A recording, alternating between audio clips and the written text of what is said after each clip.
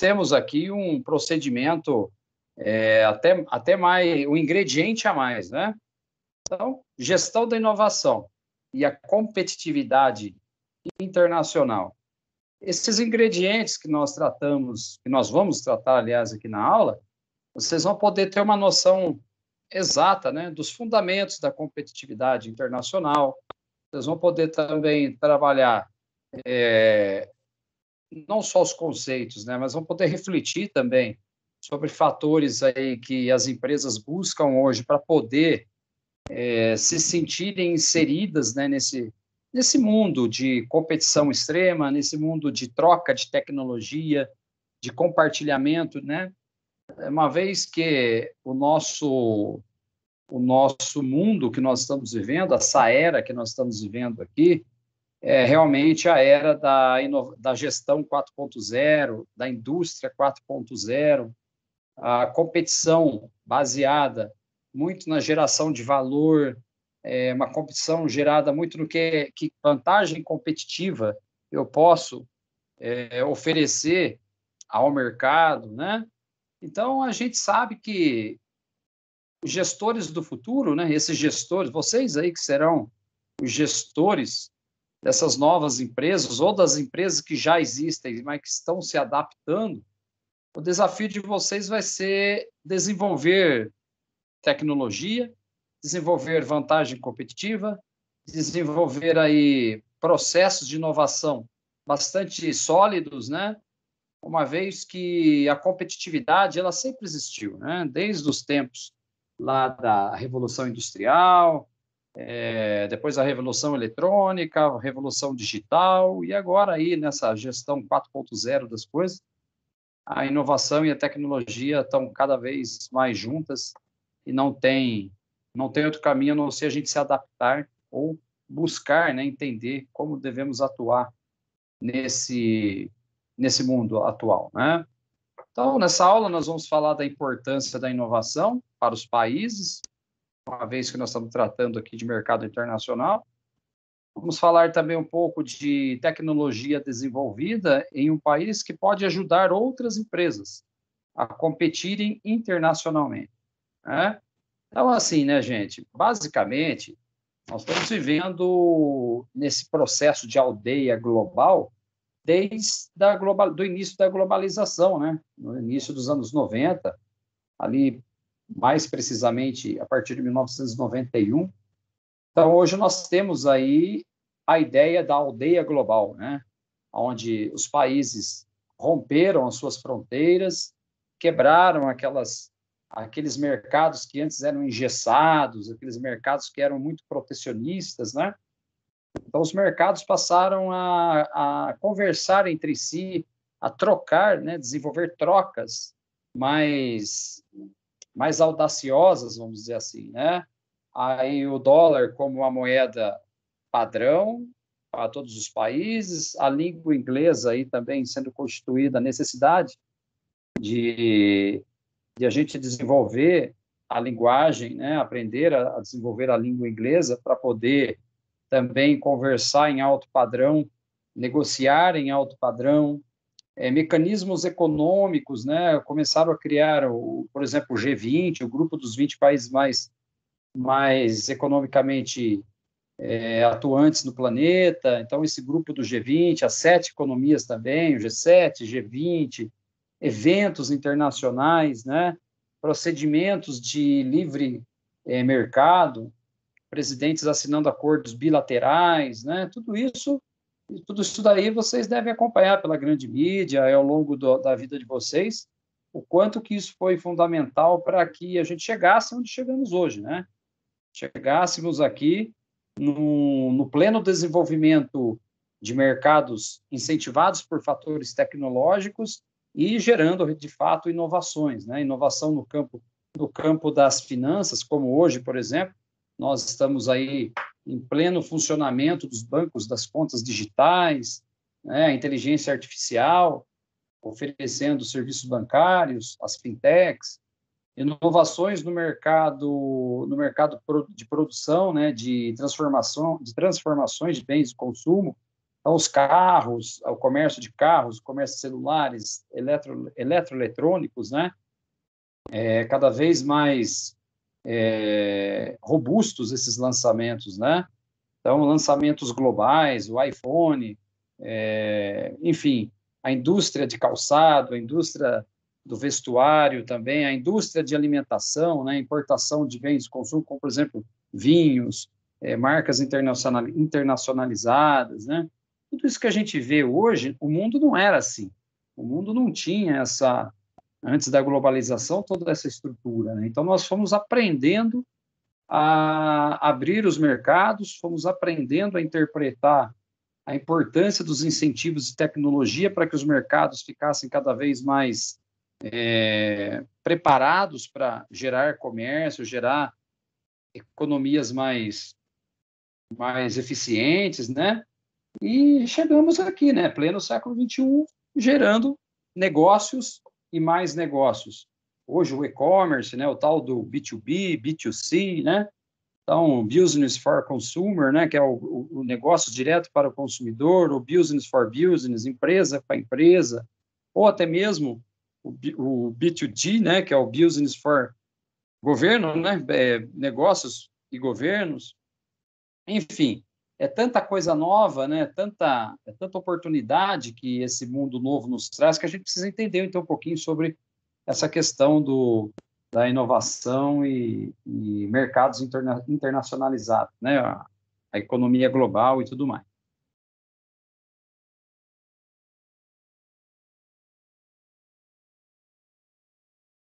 Então, assim, é importante discorrer também sobre o desenvolvimento tecnológico de um país, né? E qual a sua relação com o desenvolvimento econômico. Já falei um pouquinho no fundamento da aula. E bora lá. Então, deixa eu só desligar minha câmera aqui. Muito bem, vamos lá.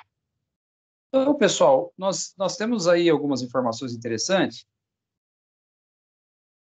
Nesse gráfico, vocês podem estar observando aí as grandes economias, né? Quem são as grandes potências econômicas?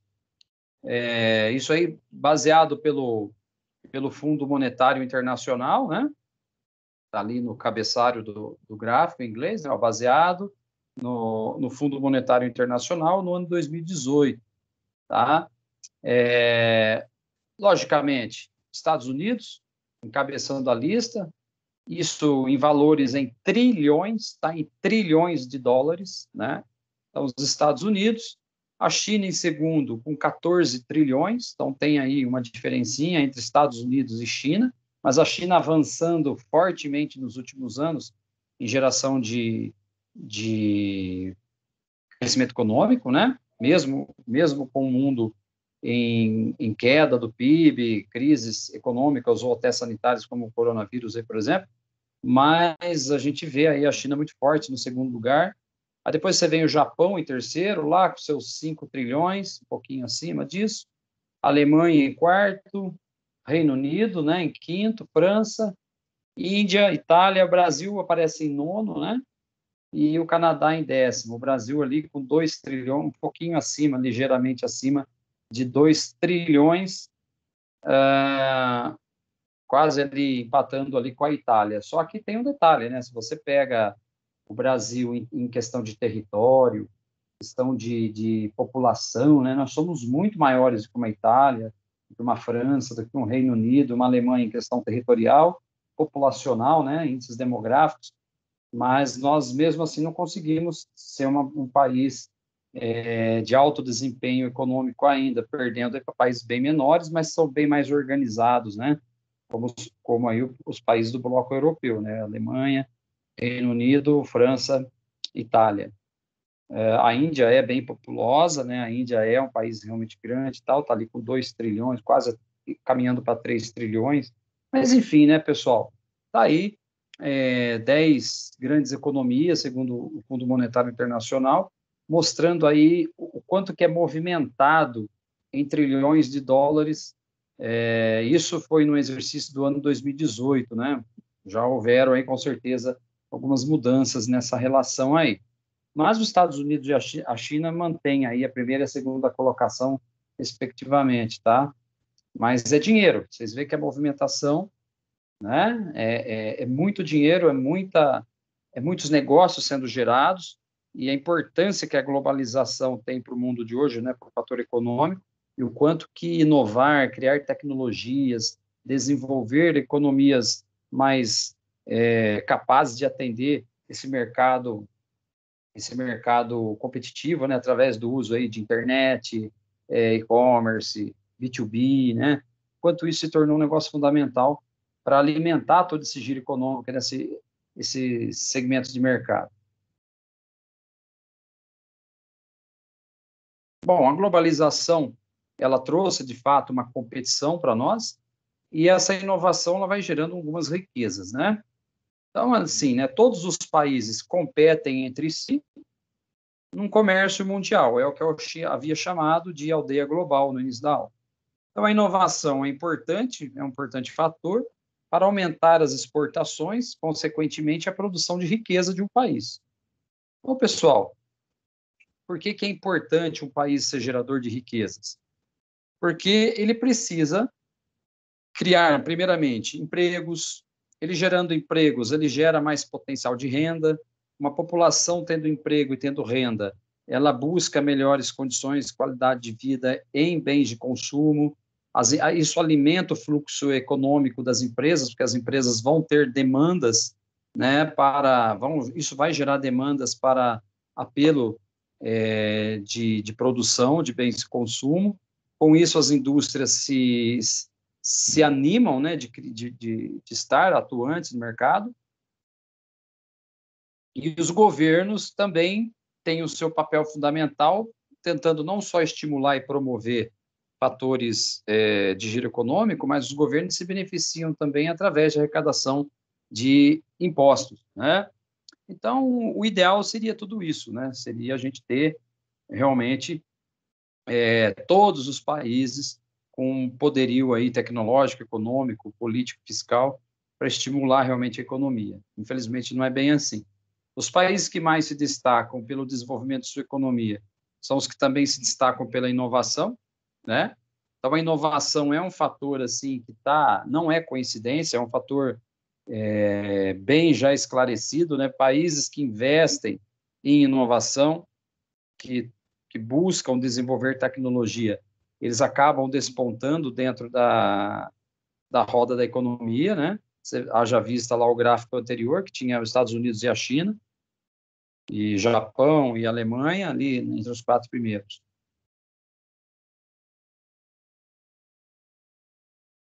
A globalização era um fator crescente, então desde o seu início, né, lá em 1991, por exemplo, o desenvolvimento e a popularização das tecnologias, por exemplo, de transporte, de comunicação, permitiram aí que as empresas permitem, né, que as empresas possam estar sediadas em um país, mas atuar e comercializar seus produtos e serviços em qualquer parte do mundo.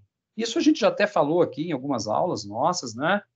Haja vista lá o caso da Nike, por exemplo, que tem lá todo um centro de pesquisa e inovação no estado americano, mas que não produz nada dentro dos Estados Unidos. Então, ela tem lá fábricas na Indonésia, fábricas aí espalhadas aí para tudo que é lugar do mundo, porque ela não necessita ter uma unidade produtiva dentro do seu país. E é interessante esse fator, né?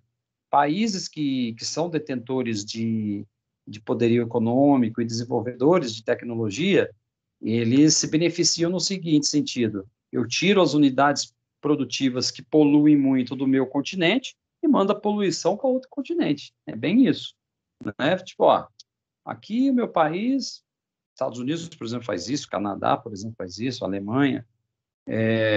Aqui a gente vai focar em centros de pesquisa, universidades, apoio teórico-científico, e a gente manda as fábricas aí, os BRICS da vida, Brasil, Índia, África do Sul, né? E a gente sabe que muitas das unidades produtivas instaladas, elas geram ali algumas degradações do meio ambiente, elas geram ali alguns fatores que mão de obra menos especializada, né? A guerra, gente, é a tal da competitividade internacional. Quem tem bala na agulha para investir em tecnologia, o Brasil, infelizmente, falamos disso na aula passada, o Brasil, infelizmente, deixa muito a desejar no desenvolvimento de tecnologia. a não ser em alguns poucos setores como o agronegócio, o aeroespacial aí, que a gente desponta alguma coisa aqui, outra ali, mas a gente sabe que o Brasil está bem atrás dessa condição, né? E para o tamanho do nosso país e pelo potencial que a gente tem de consumo por uma população de mais de 200 milhões de habitantes, a gente, se fosse bem organizado, nós poderíamos perfeitamente estar entre as 3, 4 economias do mundo, né? Se a nossa história fosse diferente. Nós poderíamos estar lá no lugar da Alemanha, do Japão, por que não? Né? Mas estamos ali em décimo e entre os 10, entre 10, 11º, 12º. Então, pessoal, globalização é isso, gera competição. A competição, se você dá respostas positivas, gerando tecnologia, gerando inovação, vantagem competitiva, automaticamente o lado econômico cresce junto. E quando isso acontece, né, uma parte da riqueza gera uma parte da riqueza gerada por essa empresa normalmente volta para o seu país de origem, né? Então, os países que são detentores de tecnologia, de fato, eles se alimentam daquilo, eles criam projetos inovadores, mandam isso para fora, constroem seus conglomerados industriais aí para outros continentes, e isso acaba voltando para eles em royalties, em produtos patenteados, em reconhecimento da tecnologia que ele coloca em prática no mundo. Enfim, isso aí também gera uma marca, né, para aquele país, né? Gera para ele ali um reconhecimento de país desenvolvedor de inovações, né? Como é feito com os Estados Unidos, por exemplo. Então, exemplificando, uma empresa de celulares coreana que desenvolve um novo aparelho e comercializa no Brasil, seja ele fabricado no Brasil ou na Coreia ou em qualquer outra parte do mundo, ou seja, parte da receita obtida com essa comercialização deverá gerar riqueza para os proprietários da empresa, que são coreanos. É óbvio, né, gente? É óbvio porque por ali a patente, o registro, o reconhecimento do fator tecnológico, né? Então, não importa se ele está produzindo dentro do seu país ou se está produzindo fora, mas a tecnologia é dele, né? A gente vê, por exemplo, aí nossas estradas hoje cheias de carros coreanos aí, né? Carros da Hyundai, carros da Nissan, não só coreanos, né? Outras marcas, carros aí enfim, de tantas outras marcas, né? Esses países que são detentores da tecnologia desenvolvem essa tecnologia e espalham os seus produtos pelo mundo afora, gerando aí um fator competitivo muito interessante, né?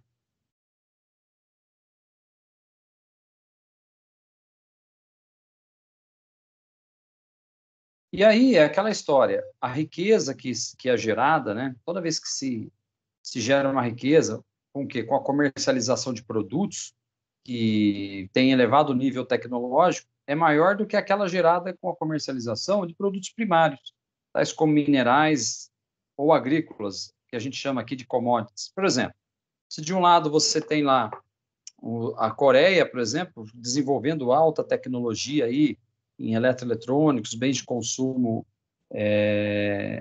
de alto valor agregado, o Brasil ainda está naquela ideia das commodities, né? Vendendo seus grãos, minerais, que é importante também, faz representa uma boa fatia aí do PIB, tudo bem, é muito bom, mas não poderíamos estar somente nisso, né? Os países como a Coreia, como os Estados Unidos, como a Alemanha, esses países gerador de tecnologia, eles conseguem de fato pegar essa riqueza, distribuir essa riqueza, né? Todos acabam ganhando, é um ganha-ganha-ganha, né?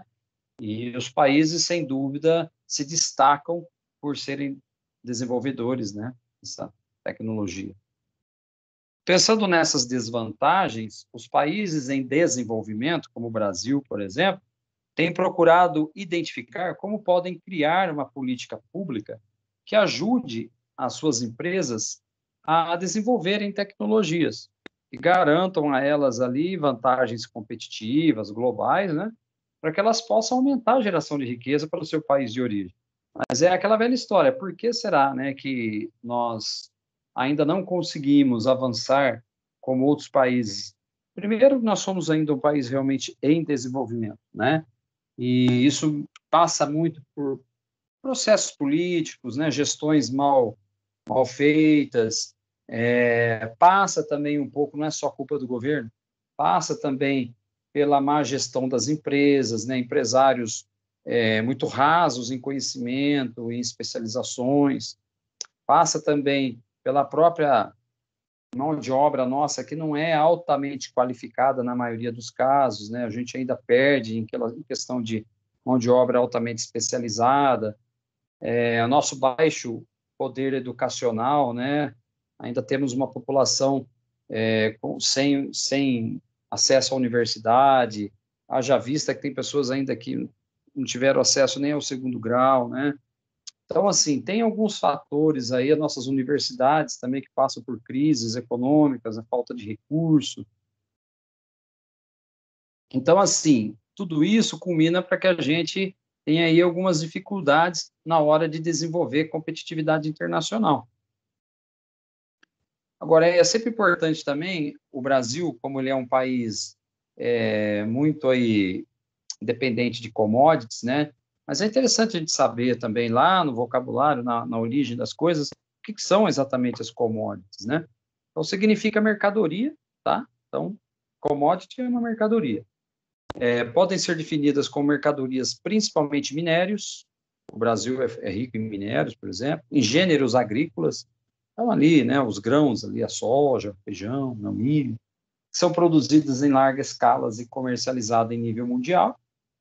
São produtos que funcionam como matéria-prima e que podem ser estocados sem perda de qualidade.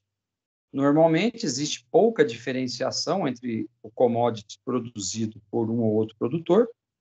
Exemplo, petróleo, suco de laranja, congelados, boi gordo, né?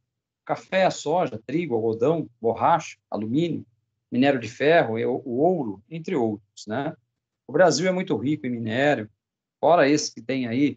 O Brasil hoje já descobriu uma grande reserva de xisto, por exemplo, que pode produzir o gás de xisto.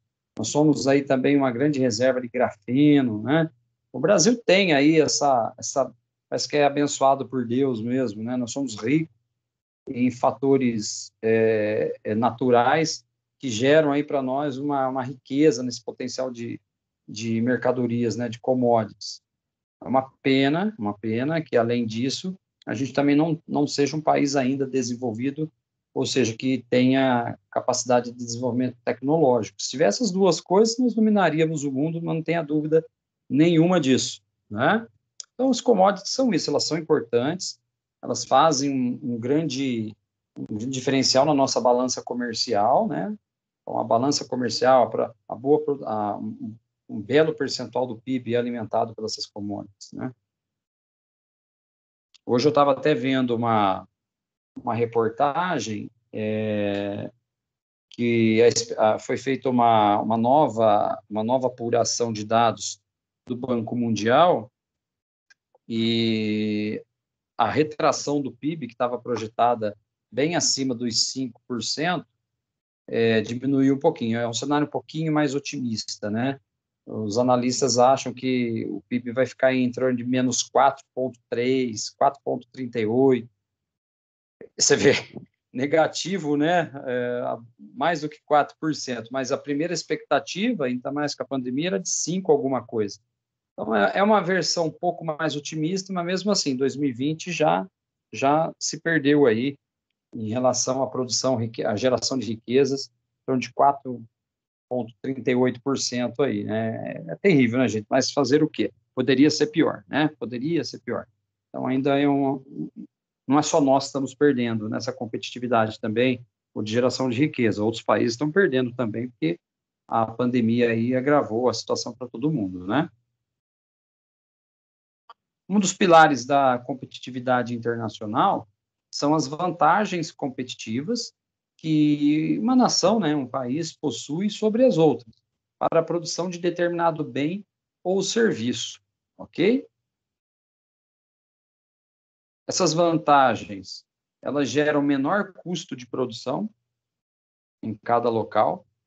Os custos podem estar ligados a diversos aspectos, tais como mão de obra, custo e qualificação, acesso a recursos naturais, infraestrutura, disponibilidade de capital, de tecnologia, entre outros. Então, essas vantagens que geram menor custo de produção, o que ele está querendo dizer aqui?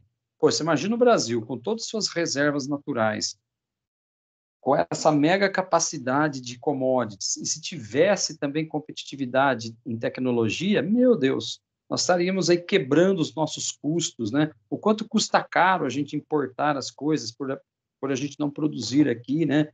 O quanto isso mexe com o poder de consumo da população, até com a qualidade de vida, né?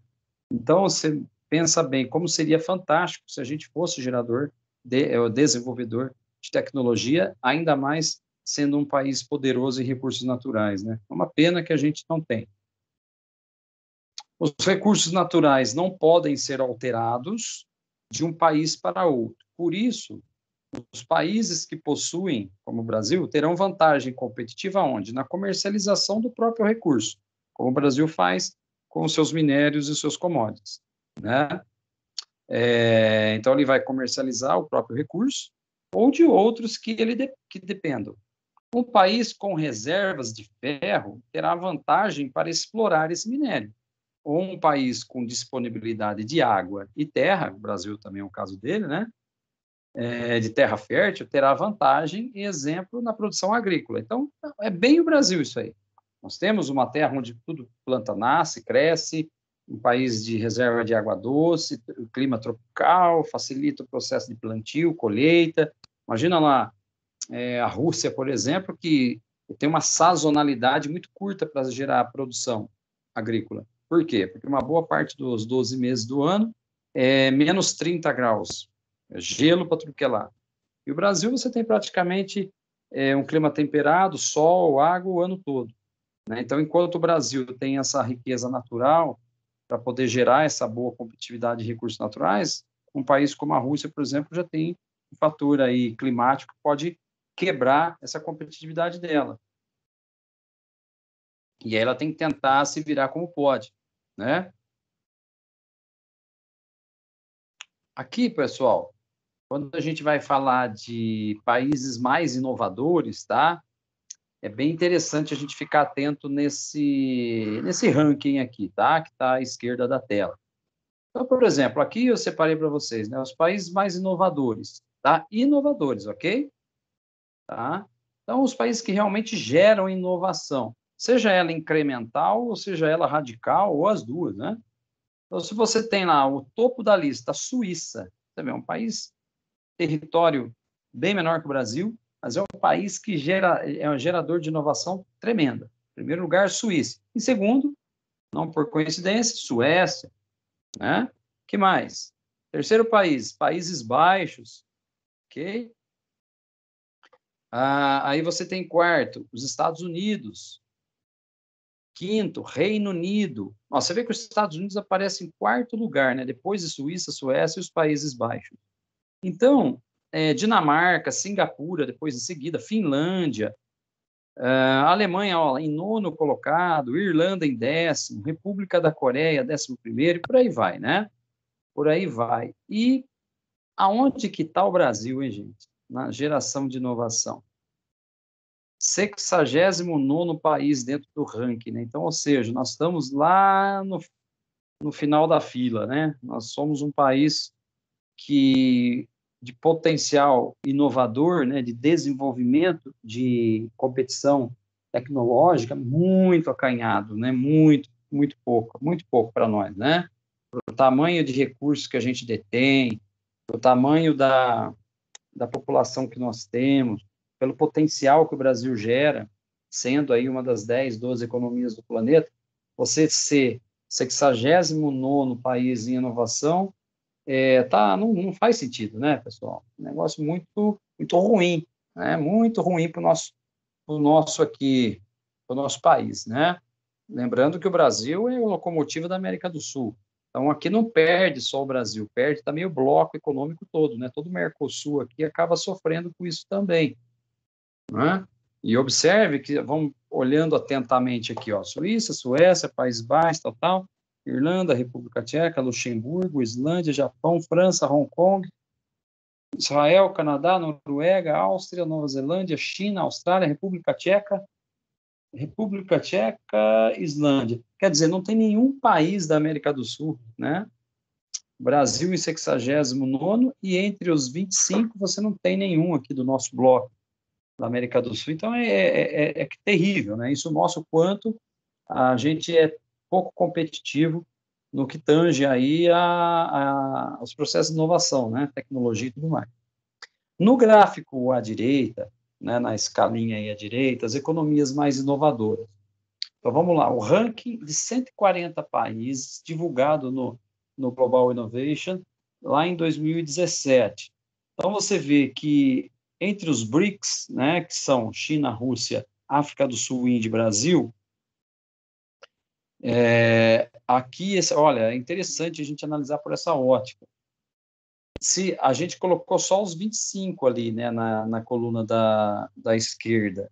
Aqui na da direita, nós estamos vendo que entre os BRICS, a China está em 22º, né, na competição de inovação, a Rússia em 45º, à frente do Brasil, bem à frente do Brasil. Pasmem, né? Pasmem aí também a África do Sul, na posição 57, a Índia na posição 60, e nós, quer dizer, nós perdemos também, dentro da escala dos BRICS, nós somos o país mais tímido. Nós estamos atrás da China, atrás da Rússia, atrás da África do Sul e atrás da Índia, né? É outra coisa para a gente ficar aqui meio, né, ficar um pouquinho chateado, porque como que a gente vai dar a resposta em vantagem competitiva? Como que a gente vai ter uma população com uma qualidade de vida melhor, com poder de consumo interessante, se a gente não consegue dar respostas boas aqui nesses rankings, né? Então, realmente aí é para a gente pensar, né? Que caminho que a gente está trilhando, né, pessoal? Caminho que a gente está trilhando. Tem mais ainda. O ranking dos 10 países mais robotizados do mundo. Então, vamos lá. Quantidade de robôs industriais para cada grupo de 10 mil trabalhadores. Tá? Então, olha lá. Quantidade de robôs industriais para cada grupo de 10 mil trabalhadores. Então, tem uma densidade média mundial. Ok? Então, ali você vai ter o gráfico ali em escala, né? Olha lá. Japão em primeiro lugar, com 306 robôs, né, para cada grupo de 10 mil trabalhadores. Bastante, hein? Você vê que o Japão é realmente um país de alta tecnologia, não é à toa. A Coreia do Sul em seguida, né, ali, chegando perto do Japão, com 287 robôs para cada grupo de 10 mil trabalhadores. A Alemanha em terceiro, né? Depois vem ali Itália, Suécia, Dinamarca, Finlândia, Estados Unidos, talvez você se surpreenda aí com a posição dos Estados Unidos, mas por quê? Aqui vale ressaltar o seguinte: por que será que os Estados Unidos está aí só com 130 robôs? Os Estados Unidos não tem preocupação com unidade.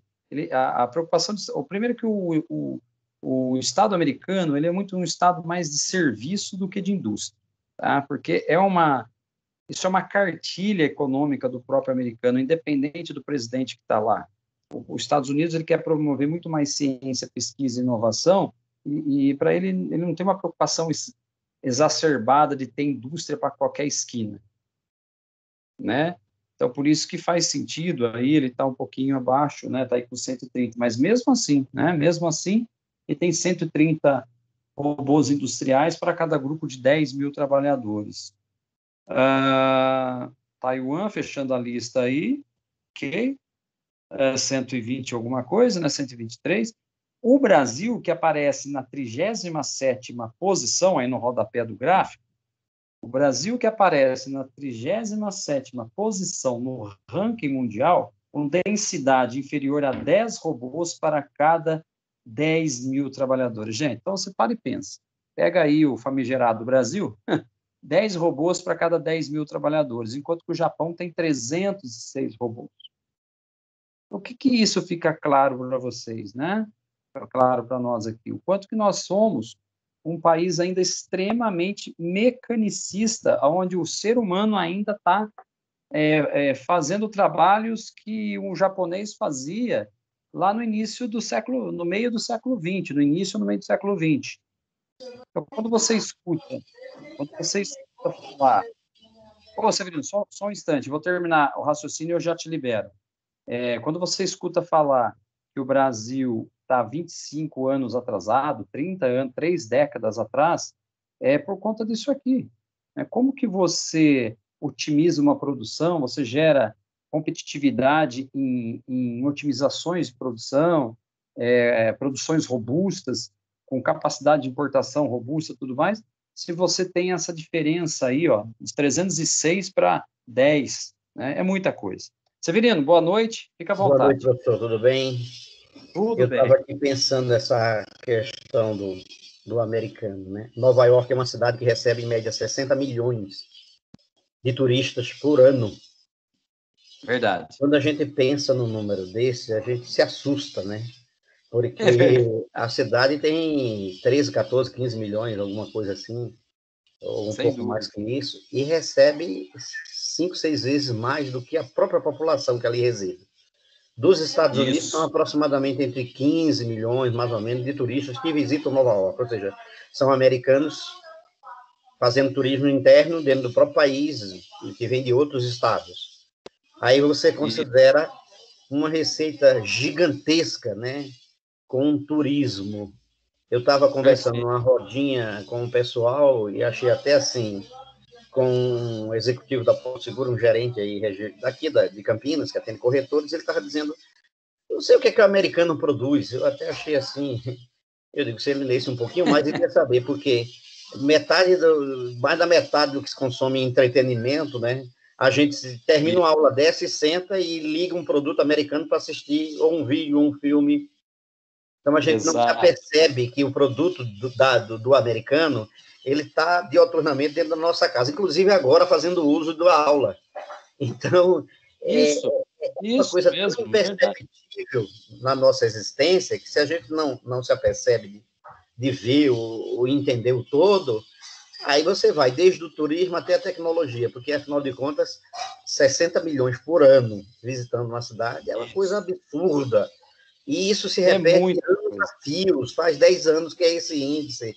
As pessoas vão para lá e tal, e fazem turismo, e gastam lá, deixam lá os seus recursos, seu dinheiro, né? E aí não Isso. tem como, né, ser diferente nesse aspecto. Por isso que Não essa tem. parece disparicou em relação a essa automatização ou outras questões, mas tem tanta a indústria do cinema, e aí se você for, você E vai ver um monte de coisa que ele está presente 24 horas na nossa casa, no nosso dia a na dia, no nossa nosso casa. país. Exato. E você vê o próprio Parque Disney, tudo, esse tipo de turismo, esse tipo de consumo, ele faz a migração ali de um estado para o outro, dentro do próprio país, as pessoas consumindo. Os Estados Unidos criou realmente uma economia muito robusta, muito forte, com um fundamento independente de presidente que passa, que entra, que sai. Tem uma cartilha americana, uma cartilha econômica, né? O país acima de tudo, né? A prosperidade, o desenvolvimento, né? Economia desenvolvimentista, progressista acima de tudo. E isso aí traz um olhar aí para um, um modelo econômico, né, de alta competitividade.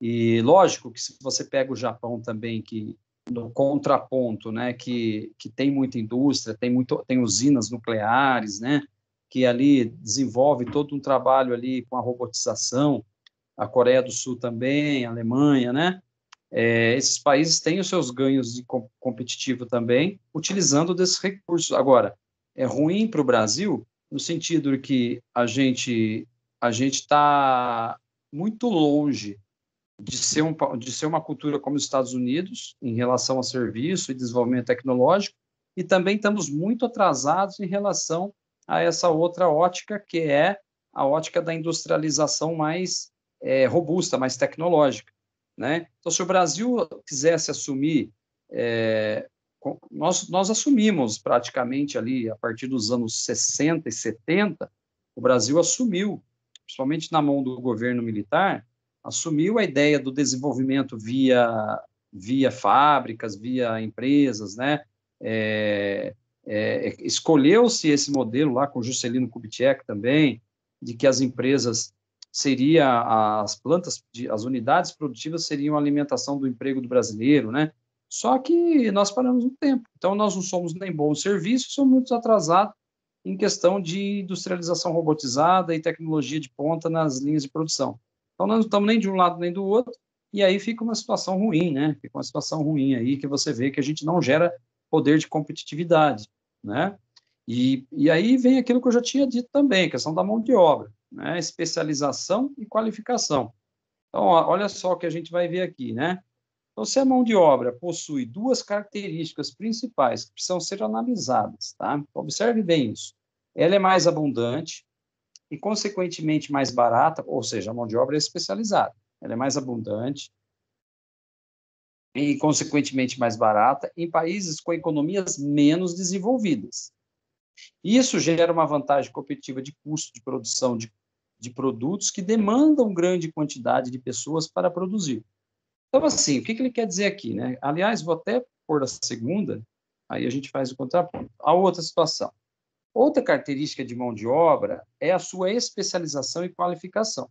Neste caso, os países que investem mais em educação e conseguem obter vantagem competitiva, né? Então, investiu em educação, ele recebe como prêmio, contrapartida, a vantagem competitiva. Volta para ele isso, né? Em geral, esses são os países desenvolvidos, como Estados Unidos, Coreia, China, tal, que possuem recursos e definem políticas prioritárias de educação em sua população. Então, olhando aqui, nós estamos aqui na primeira situação, a mão de obra, lá na primeira, né? A mão de obra possui duas características principais que precisam ser analisadas. Ela é mais abundante e, consequentemente, mais barata. Então, assim, o Brasil, e esse abundante, tem que fazer um entre parênteses aí, porque já não está mais tão abundante como era antigamente, né? As crises econômicas, a pandemia, os fatores internacionais também foram gerando, principalmente gestões mal sucedidas, gestões políticas, né, mal sucedidas aí, hoje nos entregaram o boleto para pagar, e nós temos aí 13 milhões de desempregados, né? Você tem 13 milhões de desempregados, você tem um emprego cada vez mais sendo disputado à tapa por uma minoria, e uma mão de obra, por melhor que seja, ainda em questão de competitividade, até estava vendo uma situação recentemente, que em questão de mão de obra especializada, precisa de 7 brasileiros para fazer o que um americano faz. Precisa de 7 brasileiros para o que 2 alemães fazem. Então, você começa a perceber que a gente tem aí um problema crônico aí aonde, gente? Aonde que está o nosso problema crônico? Educação. O problema do Brasil, além de ser gestão, né, que é um problema crônico nosso, porque se nós tivéssemos capacidade melhor de gestão, não seria esse o cenário. Mas aonde que vem a gestão? Vem da especialização. Para adquirir especialização, pessoal, tem que ter conhecimento, tem que ter educação, né? Você tem que ter leitura das coisas, você tem que ter senso crítico das coisas, né? O senso comum é fácil ter, o senso crítico é complicado. Se você não tiver numa cadeira de uma faculdade, se especializando em cursos, fazendo leitura, viajando, enfim, né, gente? Então, essa questão da mão de obra é complicado falar, até entristece a gente, porque o brasileiro, em alguns países do mundo, a gente é motivo aí até de discriminação mesmo, sabe? Brasileiros, para ser bom lá fora, tem que ser bom mesmo, tem que ser o tralalá das galáxias lá, porque tem que provar para tudo e para todos a todo momento. E nós temos brasileiros assim, né? Porque a gente sofre muito preconceito em relação a isso, né? Em algumas sociedades econômicas aí desenvolvidas olham o Brasil como ainda é até chato falar, mas olham para a gente às vezes até como um ser subdesenvolvido mesmo, né? Achando que aqui todo mundo é como se fosse índio aí, né? Ou das cavernas. Nada contra o índio. O índio tem tudo de bom, mas alguns países aí olham para a gente como assim, aqueles brutamonte, aqueles, né? Boçais, né? Eu já escutei isso, gente. É triste falar, mas infelizmente a gente sofre muito preconceito lá fora. E quando tem brasileiro bom, o cara tem que dar o máximo para ele poder falar que ele é bom mesmo, né? Porque a gente tem uma mão de obra muito mal vista aí fora, sabe? Aí, por isso que tem muito... Eu dei aula na engenharia por 8 anos, né? A partir desse ano que eu não peguei mais turmas de engenharia para dar aula. Mas eu tenho aqui, pelo menos aqui, ó, pensando alto, eu tenho de 5 uns 7 alunos aí que eu conheço, que já passaram pela minha mão, aí na FAC ou outra faculdade, que foram para outro país e não voltaram mais. Não voltaram mais. Por quê? Ele vai para lá, ele está num país desenvolvido, está adquirindo cultura, ganhando seus 9, 10, 12 mil dólares por mês. O cara falava, não, que voltar nada, eu vou ficar por aqui. A gente perde. Falamos disso, né, na aula passada, inclusive. Perde-se talentos, né? Então, o cara vê lá o potencial dele se melhorar, tem o poder de ser um grande profissional reconhecido, o cara acaba não voltando e a gente não usufrui desse grande profissional. Uma pena, né? É uma pena. Mas eu sou um otimista por natureza e a gente tem que romper com essas coisas, né, pessoal? A gente tem que acreditar que um dia vai melhorar. Em relação à produtividade, olha só. Então, vamos pegar lá a produtividade média do trabalhador brasileiro, né? Aqui vai entrar um pouquinho dentro daquela história que eu falei, Estados Unidos, Brasil, o trabalhador. O Emirados Árabes, em milhares de dólares, né? Então, Emirados Árabes, 168 milhões de dólares, sétimo. Aqui é um ranking global, tá? Entre 124 países, então é uma projeção, tá? Então, você vê que a produtividade média de um trabalhador gera lá nos Emirados Árabes 168 milhões, enquanto no Brasil, que está na posição 78, está gerando 30.265 dólares, perdão, né? Então, assim, é uma coisa absurda a diferença, né? O quanto que a gente gera em milhões em produtividade, revertendo isso em milhões de dólares. Os Estados Unidos ali, ele está gerando em produtividade 121, um pouco acima, né, de 121 milhões de dólares. Vamos pegar ali, por exemplo, o Brasil está em 78, vamos ver o México, por exemplo. O México está em posição 59, está à frente da gente também, gerando ali os seus 45. Pegar aqui outro país, o Chile, por exemplo, que é aqui do nosso bloco econômico, América do Sul, está na posição 53, está na frente do Brasil também. País bem menor que o nosso, né? Bem menor que o nosso, está ali na posição 53, olha lá. 54, gerando 54, um pouquinho mais acima de 54 milhões de dólares ali em média trabalhador, né? Produtividade média trabalhador. Então, assim, nós geramos muito pouco, né? Como que a gente vai ser competitivo, né, nesse sentido? O tamanho que é o país, a possibilidades que a gente tem, né, o tamanho da população, o tamanho do país, os recursos que a gente tem aqui naturais e tudo mais, era para nós, pelo menos, ali estar entre os 10. Tá? Era para a gente estar ali, pelo menos ali, brigando com os Estados Unidos, brigando com a Irlanda, você entendeu? É muito pouco. Pô, a Colômbia, gente, Colômbia está aí, ó, na nossa frente, está na posição 76, gera mais que a gente. Então, assim, a produtividade nossa é muito mal vista por conta disso, né? Mas como? Um país tão populoso, o país que é a locomotiva da América do Sul, um país democrático, tal, e não sei o que, lá, pô, mas só gerando 30 milhões, né? Então, os empresários internacionais ali, o pessoal, quando analisa isso, fala, poxa, e aí isso está totalmente ligado, a produtividade nossa está totalmente ligada à nossa baixa escolaridade, viu, gente? Muito ligado a isso. Tanto tá que, olha aqui o gráfico, educação e renda média, né? Educação e renda média anual em dólares, né? Dólares americanos. Então, você tem ali uma escala que vai de 0 até 100 mil dólares, né? E você pode observar que você tem o primeiro grau, segundo grau, graduação em faculdade, que é onde vocês estão prestes a conquistar. Depois vem o pessoal aí como eu com mestrado, depois vem doutorado. Então aí, ó, você vê, né, pessoal?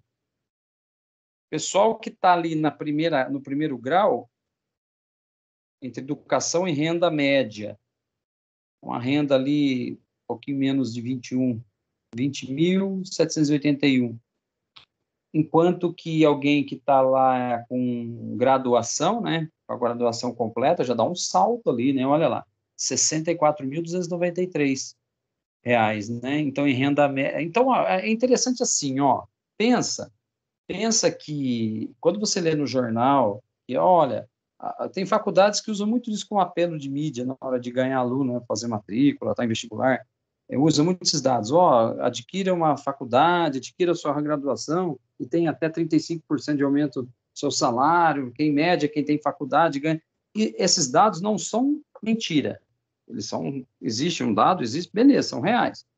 Mas aí vem alguns outros pormenores, alguns fatores aí, porque eu me lembro que nos dois governos do Lula houve uma explosão de brasileiros indo para a faculdade, por conta do FIES, tá? Só que isso não representou que legal, o FIES ajudou sim muita gente, não vamos negar, muitas pessoas talvez não, que se formaram hoje grandes profissionais, porque tem pessoas boas que fizeram pelo FIES, e geram hoje um bom trabalho, mas a gente também, na média da conta, não teve muito critério também na hora de controlar o FIES. A ideia do FIES, a concepção do FIES, gerar educação, principalmente de graduação e pós-graduação, era boa. No papel, a ideia era boa, muito interessante, mas não houve um critério na hora de distribuir isso aí. Então, as faculdades pegavam lá o bolo que o governo pagava, então, em vez de o governo, vamos supor, dar em doses homeopáticas aquele dinheiro e as faculdades gerenciando aquilo, e de repente ter até ali um terceiro personagem no meio entre o governo e as faculdades para gerar tudo isso e fazer de fato, vamos supor, a cada 100 alunos que entravam na faculdade, pelo menos ali 80, 85 se formarem. Tinha que ter isso. E não teve. Então, muita gente pegava o FIES, fazia faculdade nas coxas de qualquer jeito, às vezes nem terminava, roubava a vaga daquele que queria mesmo e não conseguia. E aí a gente ficou com um legado onde a nossa educação não avançou o tanto que precisaria. Sem contar que também nós tivemos um grande problema nesse meio tempo aí, que foi os analfabetos funcionais. O que é isso? Brasileiros que conseguiram fazer faculdade, mas na hora que ia para o mercado com o certificado na mão, não sabia fazer nada. Ele tinha o certificado, mas ele não tinha experiência, ou a faculdade, ou o ensino, não sei. Tem o lado do aluno, tem o lado da universidade. Não entregou e o cara não conseguia transformar isso em real produtividade no mercado. Então, o Brasil também não gerou tanta competitividade. Nós estamos aí nessa posição 78 aí, com o legado do FIES, com mais pessoas estudando, não era para a gente estar nessa. Então, você vê que existem situações e situações, né? Às vezes os governos vendem uma ideia, mas não gerenciam bem a ideia. E aí isso não reverte em produtividade, em educação efetiva para a população. É uma coisa que a gente tem que parar para pensar, né, pessoal? É uma coisa que tem que parar para pensar. Eu não sou contra a bolsa de estudo, não sou contra, pelo contrário, sou professor, né, gente? Mas tem que ter mais critério na hora de fazer as coisas. A gente precisa melhorar a produtividade brasileira com educação de verdade, educação efetiva, né, para que os profissionais que estão na faculdade, né, que vão para o mercado, eles vão entregando um valor, né, não simplesmente o pedaço de papel do certificado, tem que entregar algum conhecimento. Desculpa o desabafo. Mas aí, seguindo em frente, a renda dos trabalhadores brasileiros, né? Média mensal aqui por anos de estudo. Ó, vai bem no que a gente estava falando. Você pega aí entre R$ 1.000 até R$ 8.000, né? Aí você pega lá as colunas, né? Menos de um ano, R$ 950. A renda de trabalhadores em média, né? Então, menos de um ano de estudo, né, de conhecimento, de educação ali, R$ 950 a média. Se a pessoa já tem ali um pouco mais de estudo, entre 1 a 3 anos, praticamente um salário mínimo, 1.060.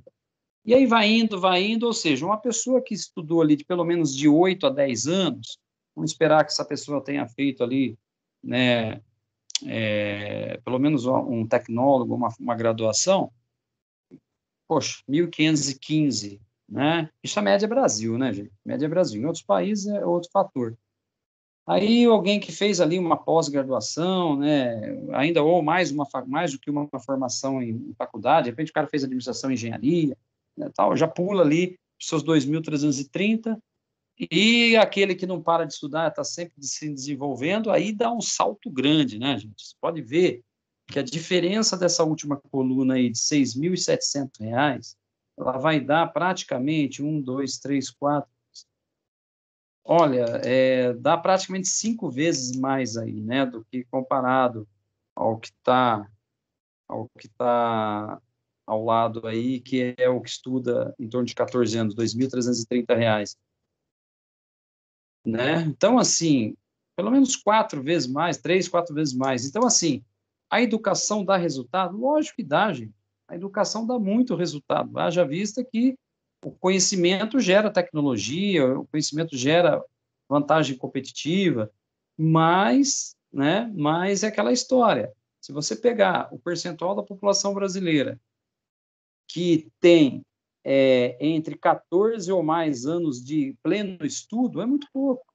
Porque para chegar nesses 14 ou mais anos de pleno estudo e desenvolvimento, isso está na mão de pouquíssimas pessoas e pouquíssimas famílias abastadas aí.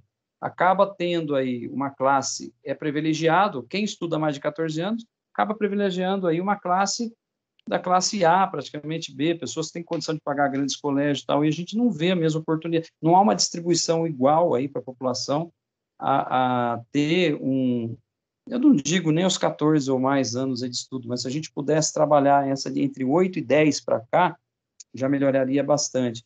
E, infelizmente, a gente tem aí muita gente ganhando muito pouco salário, com educação muito limitada, e os governos têm responsabilidade sobre isso, mas eles não assumem, né? Eles não assumem, né? Fazem ações paliativas, seja qual for o governo, a gente não tem visto a educação sendo tratada como deveria, né? Aí você vê aí professores enfrentando certas situações aí com salários aí que Deus que me perdoe, né? Enfim, né, pessoal? Vamos seguir em frente. Infraestrutura é uma coisa importante para diminuir os custos de produção. Por quê, gente? Se eu tenho infraestrutura, se eu tenho tecnologia, eu consigo diminuir o custo de produção, porque está tudo aqui, ó. Eu tenho a mão de obra, eu tenho a galera, o cluster aqui está funcionando, né? Internamente, eu estou me permitindo a colocar os meus melhores para fazer as coisas, eu dependo cada vez menos de importação, cada vez menos de acordos bilaterais que vão gerar atrasos no processo de produção, de transformação, né? Não, está tudo ali, eu vou desenvolvendo, né? E isso ajuda muito. Em geral, os países mais desenvolvidos já possuem a infraestrutura adequada e seguem investindo, né, para melhorar.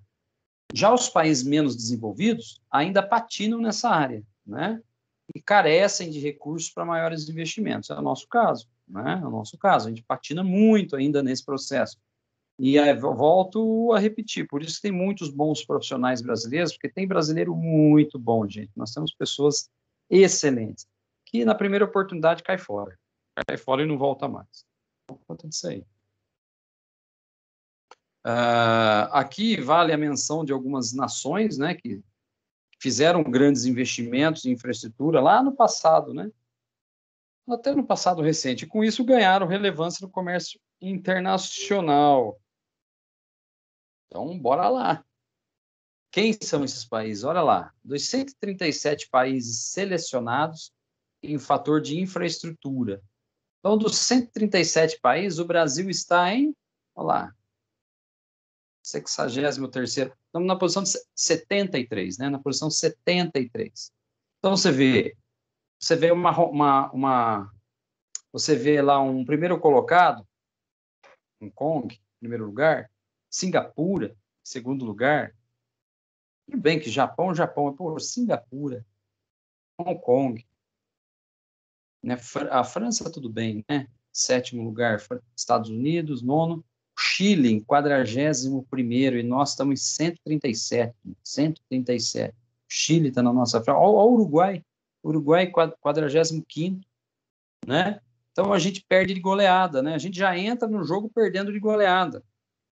Então, essa infraestrutura, o que é essa infraestrutura? A infraestrutura de educação, de tecnologia nas escolas, de distribuição de melhor renda, melhor potencial de educação para as famílias, né? Por exemplo, hoje fala-se tanto em educação financeira, isso, aquilo, tal, a gente nunca teve isso, né? Agora, algumas medidas aí estão incentivando, né, as crianças a aprenderem a ter aula de finanças, né, dentro das escolas, a partir do quinto, sexto ano do fundamental, mas até então a gente nunca teve isso. Enquanto que esses países que estão aí nas primeiras colocações, eles prepararam já. Então, você pega lá um molequinho brasileiro de 7 anos, ele tem um conhecimento extremamente raso, né? Quase que um ensino lúdico de certas coisas de mercado. Enquanto um molequinho lá do Japão, lá de Singapura, ele já está fazendo conta de juro composto, juro simples, ele já está descobrindo valor presente sobre juro composto, o cara já sabe fazer isso aí, ele já sabe ter educação financeira que um brasileiro não tem, né? Essa aula de hoje aqui é uma aula bem poderosa de informação, porque estimula a gente a fazer essas críticas, né? Que precisa ser feito, né, gente? Está na faculdade, né?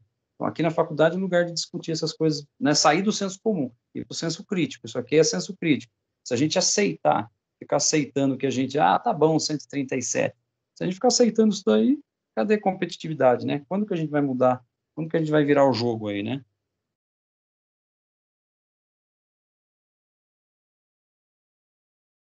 Outra coisa. Então, aí vem a questão da disponibilidade, né?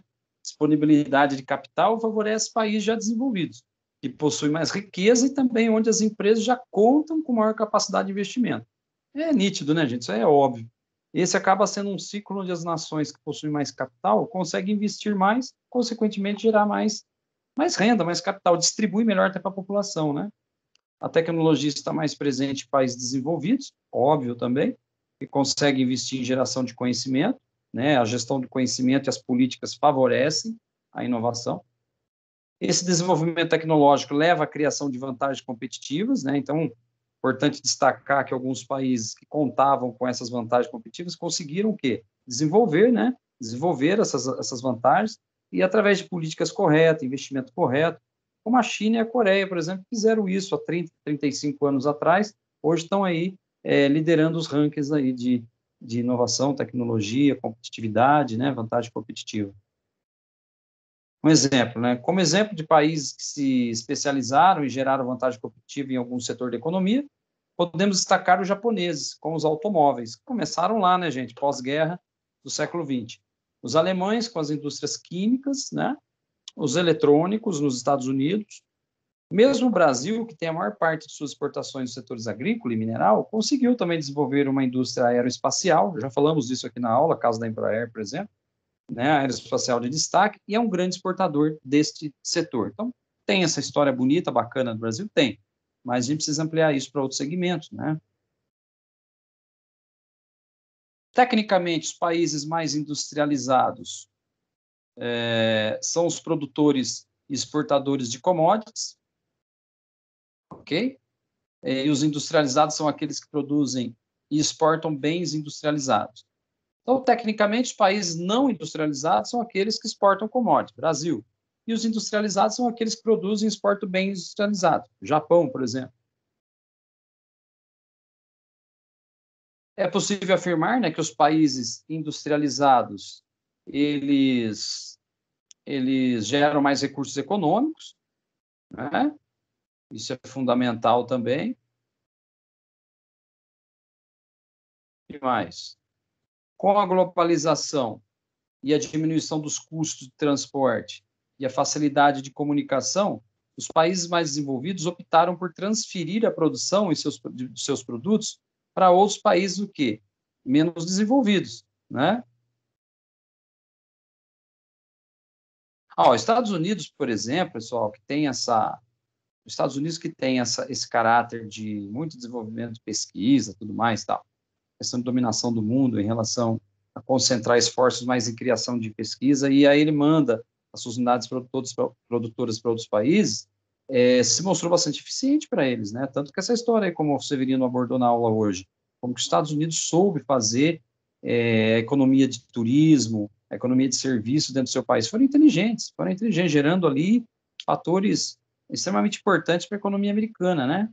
E sem ficar botando fábrica para tudo quanto é lado e poluindo ali, né? Mas daí ele manda para outros lugares.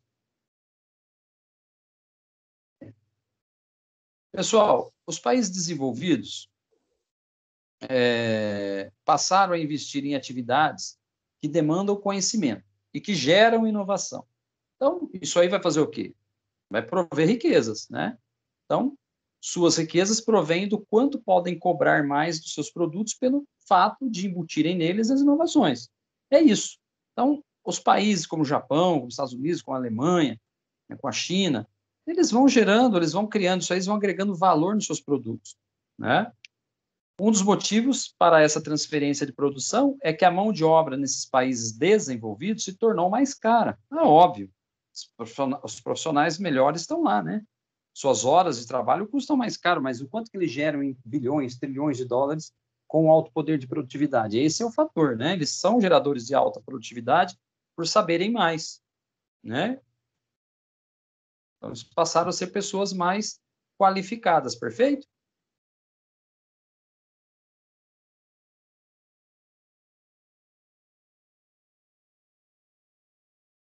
A transferência de produção para os países menos desenvolvidos também gera oportunidades, também gera oportunidades aos que sabem exportá-las, logicamente, né, explorá-las, perdão, aos que sabem explorá-las. Então, essas inovações, e geralmente as inovações incrementais, tá? As inovações incrementais é o fato de aproveitar os novos recursos que recebem em educação e inovação para poder criar também inovações radicais. Então, assim, eu começo com as inovações incrementais, é importante começar por ela, melhorar aquilo que eu já tenho, aquilo que eu desenvolvi, mas se eu coloco mais qualidade de educação, coloco mais qualidade em pesquisa, em desenvolvimento, logo eu estou fazendo inovações radicais também, aí eu parto para as duas, eu tenho o pacote completo, né? Eu tenho tanto as incrementais quanto as radicais. Isso torna o país muito mais competitivo, muito mais poderoso. A China é um exemplo, como está no slide. A China é um exemplo de país que, por muito tempo, era utilizado apenas para produzir produtos desenvolvidos de outras nações, mas que se aproveitou da riqueza gerada nesse processo para investir em inovação, de forma que hoje consegue ter liderança tecnológica. Ou seja, tem várias indústrias lá com tecnologia já chinesa, porque eles foram beber na fonte, eles foram desenvolvedores de educação, melhoraram a mão de obra do seu país, geraram inovações incrementais e hoje estão gerando radicais também. Então, gente, investir em educação não falha. Investir em educação entrega muita coisa. O desenvolvimento econômico é entregado através da educação. A competitividade também melhorou, a educação melhora a competitividade, melhora o desenvolvimento econômico, né? Melhora em fatores tecnológicos. Isso é óbvio.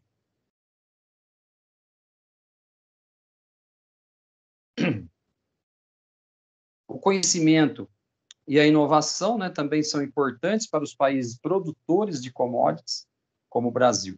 Hoje em dia, a cadeia produtiva de minerais e também a agrícola são fortemente afetadas pela inovação, que pode gerar grandes vantagens. Nesse quesito aqui, pessoal, o Brasil está bem. Falamos também muito sobre isso em aulas passadas. O Brasil, ele colocou tecnologia no agronegócio, sem dúvida. Até tem aquela campanha da Globo, né? O Brasil, a agricultura é pop, como é que é? A agricultura é tech, a agricultura, né? É pop, é tech, é tudo lá, né? A agricultura é tudo. Tudo bem, para o Brasil é importante isso. Legal, bacana.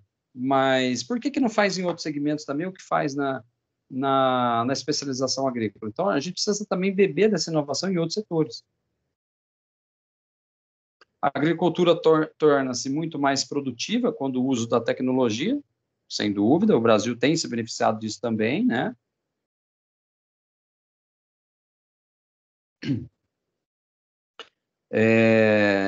Outra coisa, né? Esses produtos, né, que estão sendo desenvolvidos geram produtos cada vez mais qualificados, não tenha dúvida, o conhecimento gera qualificação, os produtos ficam melhores, e isso daí tem apelo mercadológico. A gente consegue ter um apelo mercadológico muito bacana quando a gente quando a gente consegue, de fato, colocar competitividade, tecnologia, educação, tudo na mesma importância, né?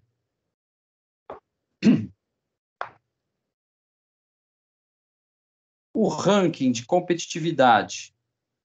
Ranking de competitividade. Então, nós temos aqui o fator aqui, ó, Estados Unidos em primeiro, Hong Kong em segundo, Singapura em terceiro. Ou seja, o Brasil caiu à 56ª posição. Os Estados Unidos lideram. Então, você vê também, em tudo que a gente fala de competição de inovação, desenvolvimento de inovação, incremento de inovação, tudo que a gente fala em questão de tecnologia, crescimento e inovação, o Brasil não consegue despontar. Então, como que... É isso que eu quero que vocês entendam. Como que um país que está entre as 10 economias do mundo, ou entre as 12 economias do mundo, não consegue figurar entre os 10 primeiros em ranking de competitividade? Tem alguma coisa errada, né, pessoal? Tem alguma coisa errada nesse sentido aí, vocês não concordam? Então, é nesse processo que a gente tem que interpretar.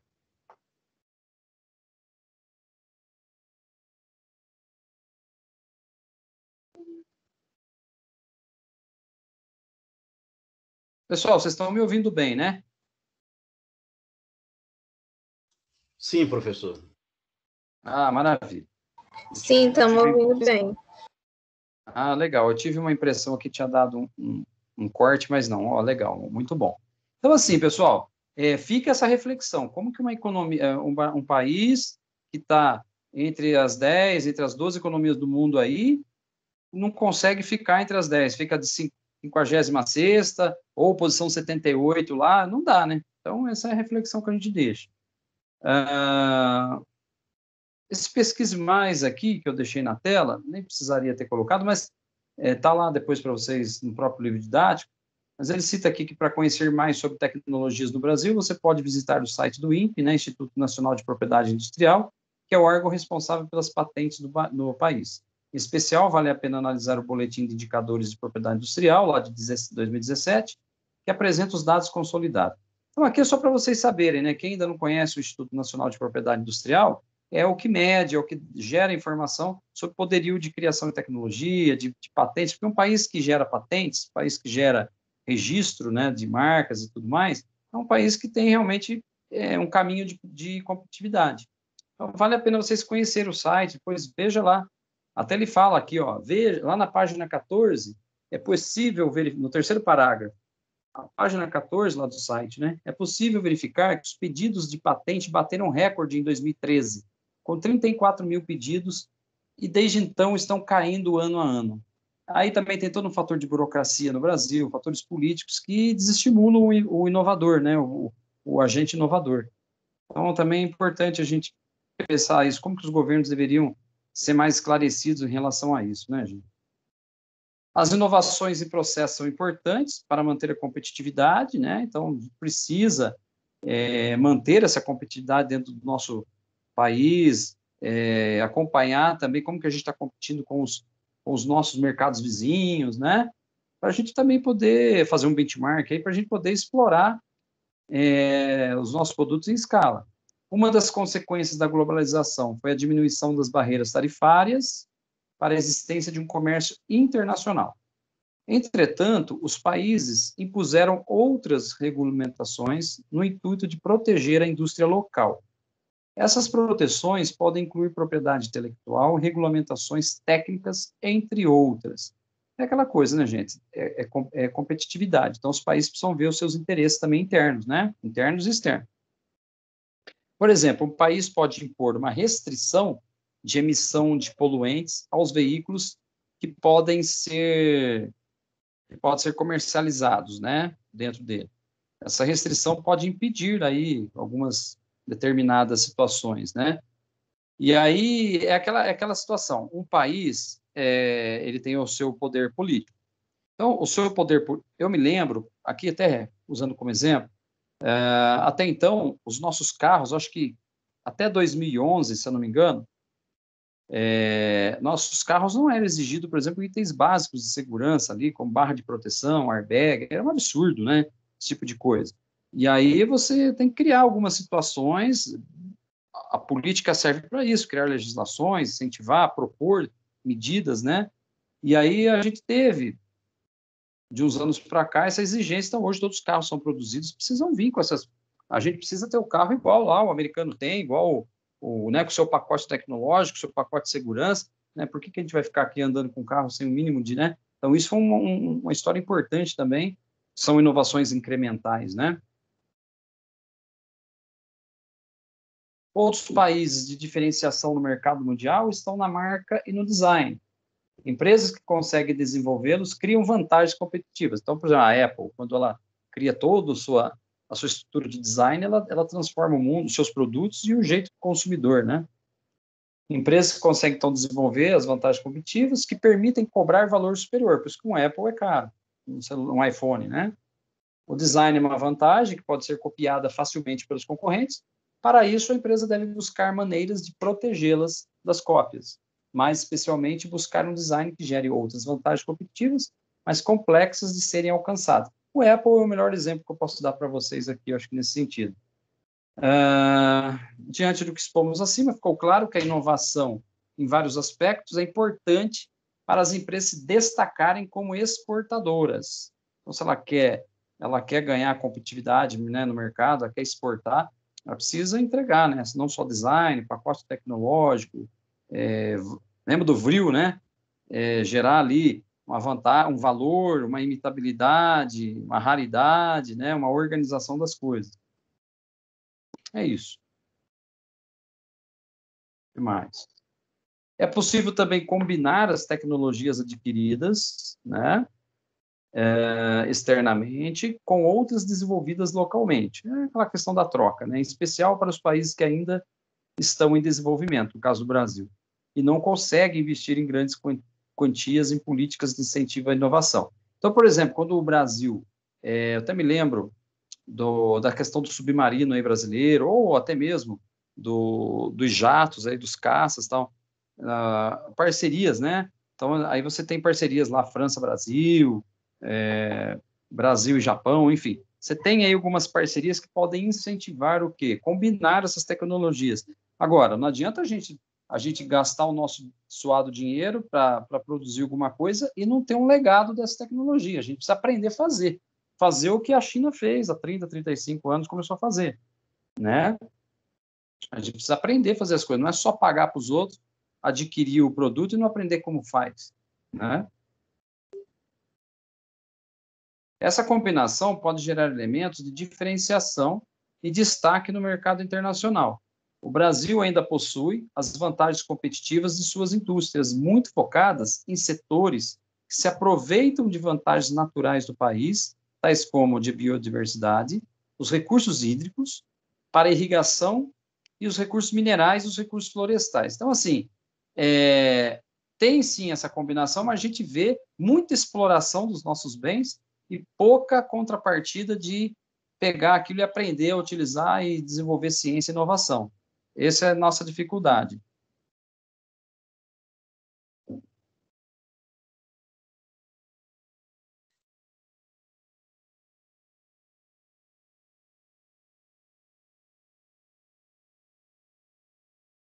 Aí entra muita questão, né, que os países deveriam ter uma política que permita preservar também os recursos para que ela seja capaz de manter essas vantagens a longo prazo.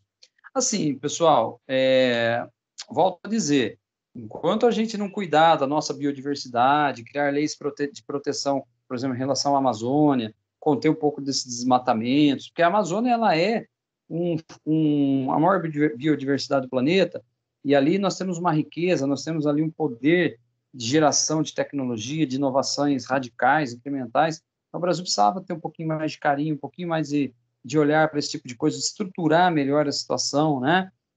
A gente está perdendo uma grande oportunidade ao longo das décadas aí, de ser realmente um país desenvolvedor de tecnologia, sendo que a gente tem recursos, como eu disse aqui, né, abençoados por Deus, né? O Brasil tem de tudo de bom aqui, terra que se planta nasce, uma temperatura, um clima tropical fantástico, uma reserva de minérios aí, nossa, como seria interessante se a gente tivesse aí a cabeça de gestão para o futuro e tivesse também um poderio de educação, qualificando mão de obra, gerando...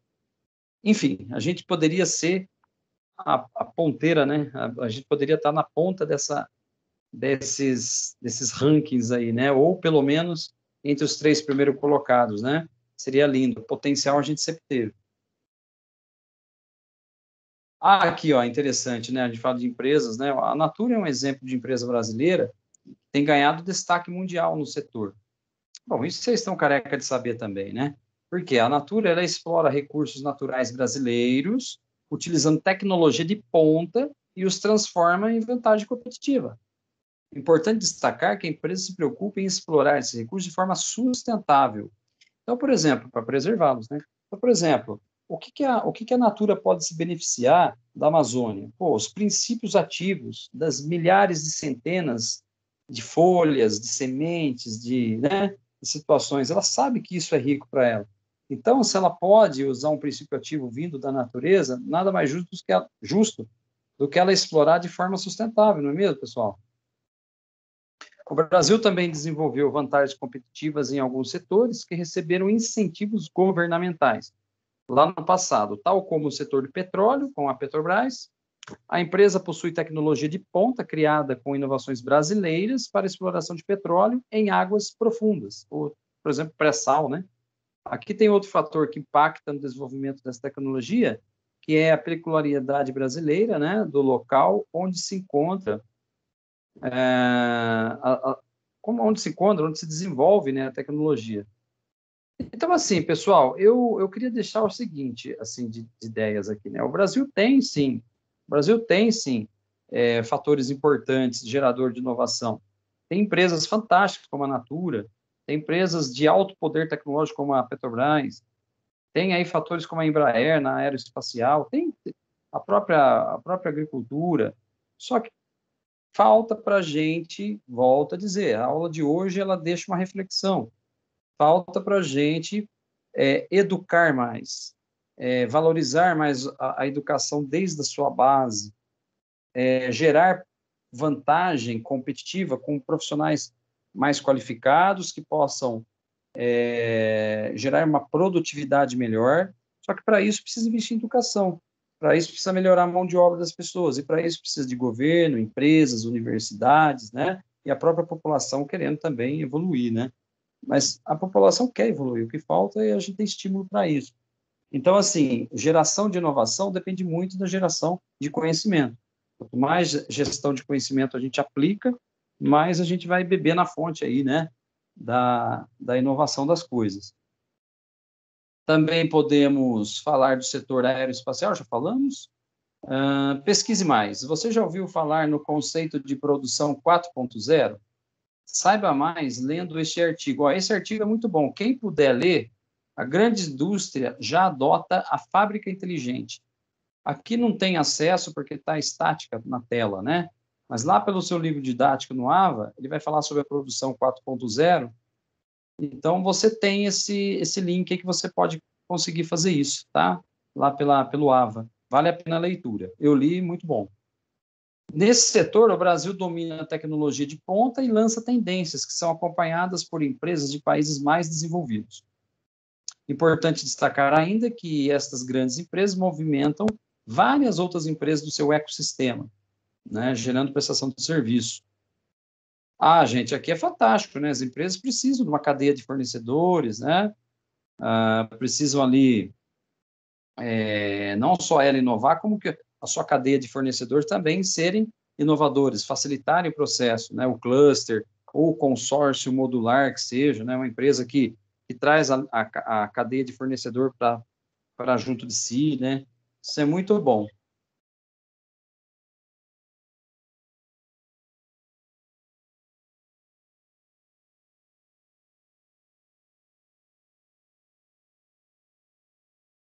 Bom, aí no slide 30, partindo para o finalzinho da aula, pensando nos problemas que podem existir pela falta de um padrão tecnológico único, os países têm se organizado para criar organizações supranacionais que regulamentem os padrões, tornando mais fácil o fluxo de novas tecnologias e produtos e serviços entre os países. Então, é assim, né, gente? Os acordos bilaterais e multilaterais se tornou uma realidade dentro do mercado do século XXI. Então, essa aldeia global ela precisa ter políticas que incentivem os acordos, precisam ter empresas preparadas para interpretar os fatores jurídicos, políticos, fiscais, para melhorar a forma de produzir dentro do país, a forma de trabalhar a tecnologia, assumir a tecnologia de um outro país que está entregando, né, e saber como que ele está entregando, em contrapartida, o que fica para essa nação, né? É isso, gente. Então, inovar não é algo fácil, não é coisa para amador, né? É um jogo de homens, não é um jogo de meninos, né? Você tem que saber trabalhar fatores jurídicos, políticos, fiscais, tecnológicos, interpretar os anseios da população, as demandas, né, do mercado. É uma coisa aí que a gente ficaria horas aqui discutindo essa aula de hoje. E para fechar a minha linha de raciocínio aqui, a aula, por exemplo, né, o modelo de qualidade ISO é um padrão mundial de normas e avaliação de conformidades.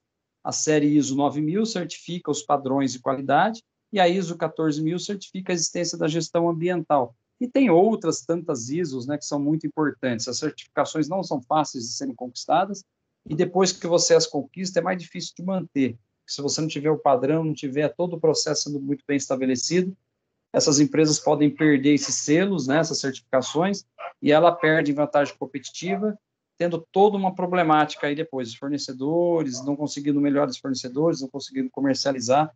Então, a ISO é uma situação assim extremamente importante para quem quer, de fato, ganhar mercado.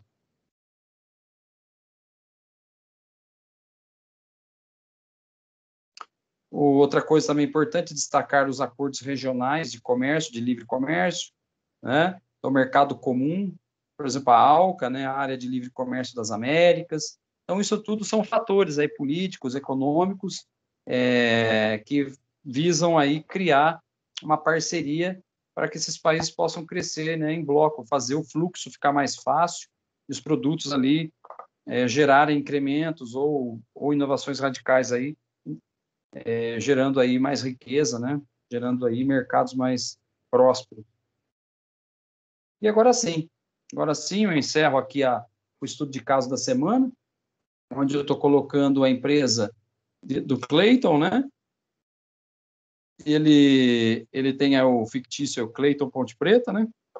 Ele é apaixonado por tecnologia, ele quer criar uma empresa que venda para o mundo todo, mas quer que a empresa tenha uma cara típica brasileira. O seu grupo irá assessorá-lo na criação da empresa e no processo de inovação. Para isso, vocês, alunos, têm que estudar o perfil das inovações criadas no Brasil e também em quais áreas a nossa economia se destaca. Clayton solicitou que vocês identifiquem as áreas onde mais criamos inovações aqui no Brasil. Vocês podem ajudá-lo? Onde vocês encontrarão essas informações? Quais são essas áreas? Aproveite as áreas encontradas que se destacam para definir qual delas será a base para o projeto de inovação de tecnologia da empresa do Clayton. Ainda vocês deverão definir o nome do projeto, objetivo, prazo e uma estimativa de custos para realizar. Para ajudar o Clayton, né, nessa tarefa, vocês precisarão conhecer o papel da tecnologia na competitividade internacional. Também precisarão entender a necessidade de tecnologia dentro das empresas, né, e vão precisar conhecer um pouco mais sobre as tecnologias de inovação nas quais o Brasil se destaca. Está preparado? Então, pessoal, aqui, ó, esse aqui dos estudos de casos trabalhados até agora, esse é o que é um pouquinho mais desafiador. Vocês vão precisar utilizar a leitura não só dos slides aqui que nós trabalhamos hoje, mas até mesmo os links que eu sugeri aqui lá dentro do AVA, porque você tem aí os rankings, né? Por exemplo, aqui uma coisa já está nítida, o Brasil ele se destaca em commodities, já é uma dica que eu dou aqui, né? Em tecnologia dentro do agronegócio, né? A gente sabe onde vocês encontrarão as informações, lendo o nosso material, fazendo pesquisas na internet. E quando ele fala que vocês deverão definir o nome do projeto também tem que vender essa cara de inovação, né? A empresa precisa ter um projeto audacioso, objetivos e prazos, né? Se vocês vão trabalhar com estimativas de curto a médio prazo ou a médio e longo prazo para ajudar o Clayton, né? Vou fazer de forma interessante, de repente pode ser até uma apresentaçãozinha no PowerPoint, nada muito extenso, mas desafiem-se a buscar aí algumas informações sobre inovação, o que é inovação, aonde o Brasil se inova e como que a gente pode ajudar o Cleiton Ponte Preta aí, né? Gente, era isso. Hoje foi uma aula bem focada em mercados, né, sobre tecnologia e mercados, competição. Até houve aí algumas ponderações aí políticas na aula, né? Eu acabei ponderando algumas situações aí como a parte da educação, que a gente como professor não pode deixar de falar. E espero que vocês tenham gostado, tá? Espero que vocês tenham gostado da aula. Ela está sendo gravada também, beleza. E eu vou encerrando aqui, deixando meu abraço para vocês. Obrigado pela audiência. Dúvidas? Tô aqui na espera. Professor, Professor, trabalho é para entregar 2? Perdão, eu não entendi, querida Jéssica. Esse trabalho é para entregar até o dia 2, que seria segunda-feira que vem? Isso, então aí nós temos segunda-feira um feriado, correto? Isso. Né?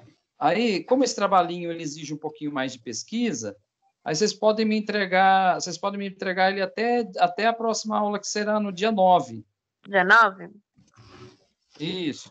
professor, Diga, Severino. poderia ser feito em equipe? Aí lá vai o Severino.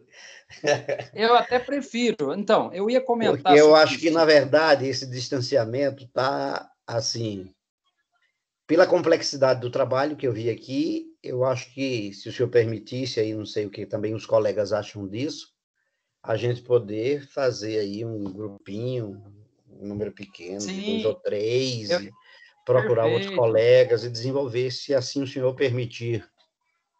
Eu ia até comentar, Severino, porque como ele requer um pouquinho mais de pesquisa aí, nada muito amplo, mas requer um pouquinho mais de atenção e é um trabalho estimulante, ao invés de eu pontuar ele em 200 pontos, eu vou pontuar ele em 400 pontos, tá? E aí vocês têm também aí uma quinzena para fazer, e seria interessante, porque aí se está em grupo ou em trio, dividir um pouquinho das pesquisas, eu acho que vale a pena, sim, vale a pena, a sua sugestão é bem-vinda. Obrigado obrigado pela aula. Gente, você viu, né? É uma aula que faz a gente refletir muita coisa, né? Mas, obrigado mesmo. E bora lá, né, gente? Obrigado pela aula, professor. Eu que agradeço, gente. Eu que agradeço. Boa noite, professor. Valeu pela aula. Boa noite, bom descanso. Boa Boa semana. Para noite. nós todos. Boa noite, professor. Muito Bom obrigada. feriado. Não, bom feriado não, porque a gente se vê na quinta. Verdade. Muito obrigada pela aula, pelos indicadores. É muito interessante a gente estar atualizado com isso, saber qual é a real situação do nosso país. E Verdade. foi uma aula muito produtiva. Muito obrigada. Legal, Jéssica. Muito bom. Obrigado você. Valeu aí, professor. Aula top de hoje, hein? Top mesmo, né? Com a graça do bom Deus, trabalhamos bem. É isso aí. Forte abraço. Um forte abraço, gente.